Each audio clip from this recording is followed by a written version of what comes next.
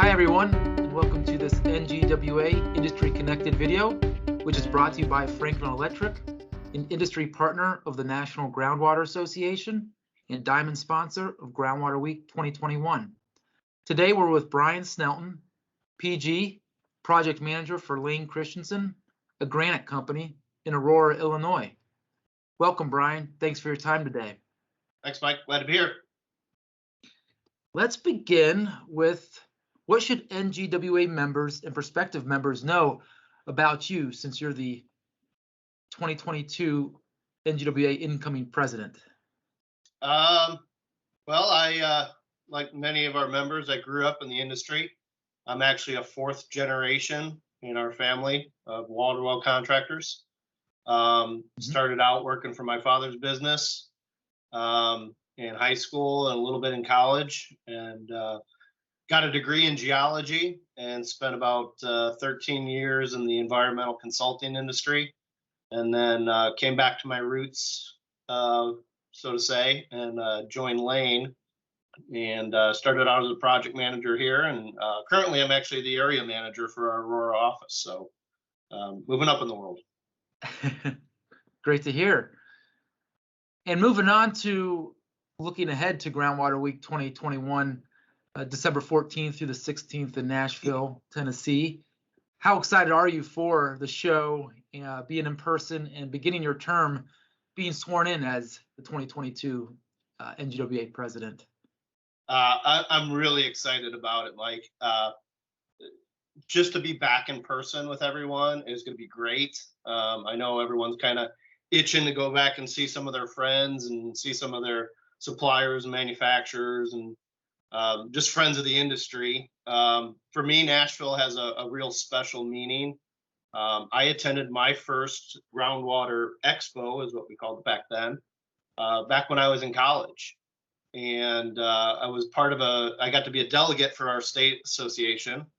And I kind of remember sitting in that crowd and watching it and just being amazed by the organization. And I kind of said to myself, hopefully one day I could be sitting up on that stage and be part of the organization. And I just find it really fitting that, I'll be, sworn in as president back in Nashville, where I kind of found my love for volunteering on this. So it'll be emotional for me, but exciting in the same part for just everyone getting back together. So very excited about it. Awesome. As are we. And looking ahead to 2022, what are you looking forward to accomplishing as NGWA president? That's a great question. Still a little early on that, but I know in speaking with other members across the country and stuff, kind of getting back to normal and normal business operations. I know we've seen some supply chain issues. So I'm looking forward to maybe seeing how this association can help with that. Other things, we've got a big presence now that we're looking at more governmental affairs, that type thing. We're paying attention to what's going on in Washington. So there's a lot of exciting things that are coming up. And part of my goals is just to get us to help get back into normality, if you will, and see how we can go from there. Yeah, that sounds great. And how will you use your knowledge and past experience working in the waterwell industry with your father's company in your role as president? Have you thought of how that'll lend itself? Yeah, so being part of a small family business has been a great source of experience for me and understanding how a majority of our members run their daily businesses. Combined with that, and then working with Lane, we've got offices all over the country, coast to coast. And I'm in touch with a lot of the project managers and area managers across our company. So I'm hearing of all the different things that are going on, from the West Coast to the Southeast and things like that. So I have a little bit more broader of a knowledge of what's kind of going on across the country. So those two things combined helps give me a good perspective of what really is most of our members are facing. Yeah, that's great. Yeah. And similarly, how will you use your experience serving as chair of NGWA's Government Affairs Committee and your service on other committees, as well as serving as president of the Illinois Association of Groundwater Professionals in your term as NGWA president? Yeah, a lot of those roles, that's a great question. A lot of those roles that I've been in the past has really helped build me up to having a broad knowledge base. Um, as president, when I was in the Illinois Association of Groundwater Professionals, we went through and helped put geothermal legislation in the state of Illinois. So that really opened my eyes on a state level for lobbying and getting a bill passed.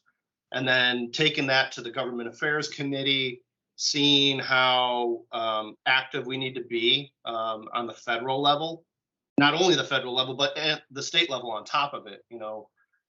I recently remember in South Dakota, their state legislature was trying to kill the pump installer's license.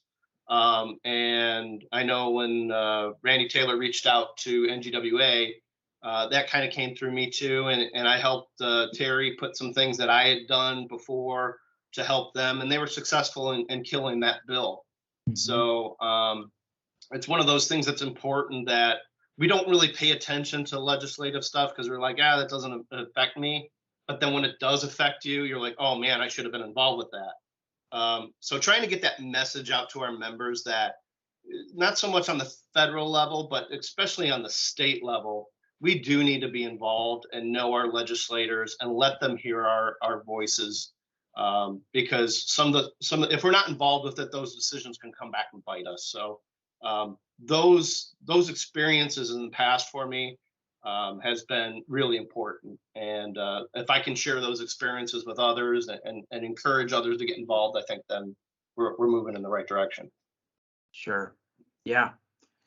And you kind of hinted at it at the beginning, but when you first were at Groundwater Expo at the time, but what or who prompted you to volunteer on NGWA's board of directors? Oh, good question. So when I was elected onto the state level, Larry Lyons was involved on the NGWA board at the time. Illinois has had some great past presidents: McElhaney, Glenn Lyons, Larry Lyons, John Pitts, and especially Larry. When I was elected for the state, he said, "Okay, now you're on the state board. When are you going to come up to the NGWA board?" So he was really pushing on me, and he got me involved with some committee work. So I started with the awards committee and did some other committee work, and I met some other people like Alan Eads and Scott Fowler, Tom Downey. And as I worked my way through, it was Alan Eads who kind of came to me and said, "Hey, you'd be a good candidate. Are you ready?" And I'm like, "Oh yeah, for sure. Let's do this." So, that network of past presidents and other people inside the association helped spur me and encourage me to want to get involved more.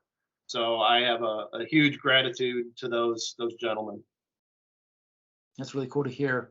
Any advice for those who might be on the fence about, stepping up and volunteering either at their state level or at the national level?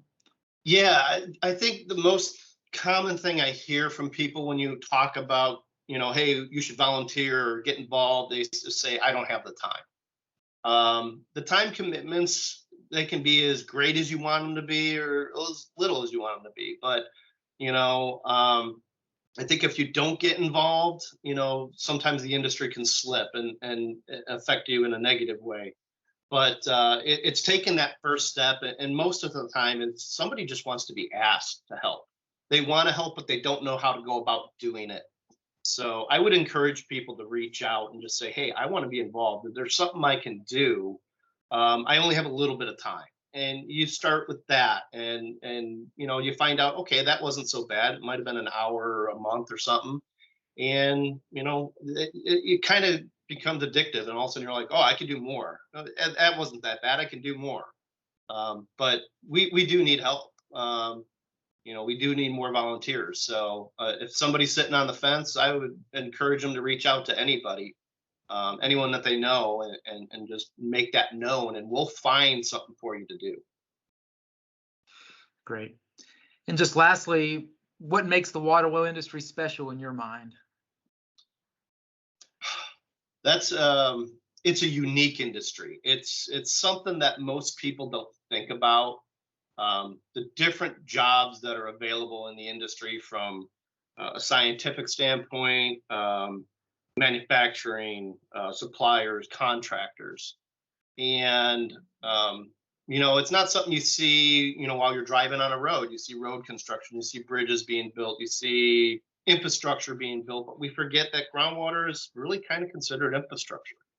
And it's important, and most people don't realize the importance of water until they go to turn on their faucet and nothing comes out. Now water is at their forefront. So we need to do a little bit better job of being on the offensive and letting people know what it is that we do and how great this industry is.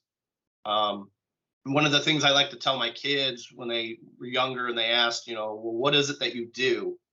And I said, well, I provide safe, clean drinking water to people in need. And it's kind of a noble thing. And the other part of our industry is it's a very proud industry. A lot of our contractors are very proud in what they do, because the service is important. We're very lucky in the United States to have the availability of clean drinking water, where other countries around the world, they don't have that. They have to travel miles to get dirty water. And so we're very blessed to have what it is we have. And that's why I think this industry is very special and unique.